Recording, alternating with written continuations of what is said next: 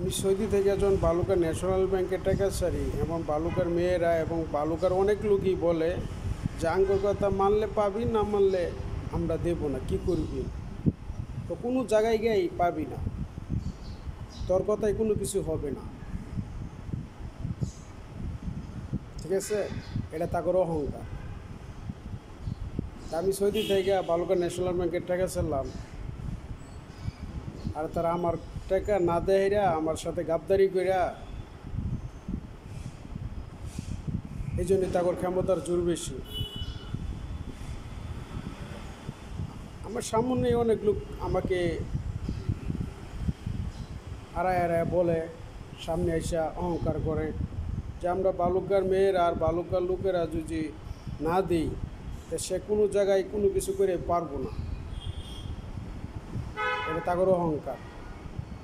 তা আমার টাকা তুললা বা আমরা টাকাটা তুললা পরে দিই, বুঝাই দিই।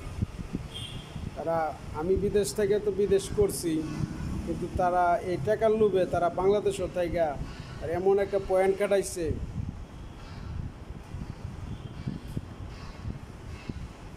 প্রশাসনের হাত করে। তো এটা বলার খুবই মুশকিল। তাহলে আপনি যদি প্রশাসনের হেল্প না পান, প্রশাসনের হাত না পান, তাহলে তো আপনি ক্ষমতার জোর খাটাইতে পারবেন না। যে মানুষের বেশি বেশি ক্ষমতার জোর কাটায় তাগর প্রশাসনের হাত থাকে, বড় বড় লোকের কাছে হাত থাকে, নেতা হোক প্রশাসন হোক।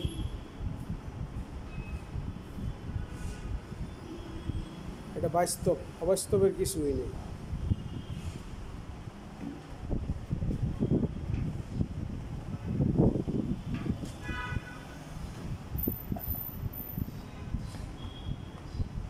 আমি সৌদি আসছি প্রায় অনেক দিনই হয়ে গেছে, এখনও কোনো কিছুই বুঝাই দেয় না।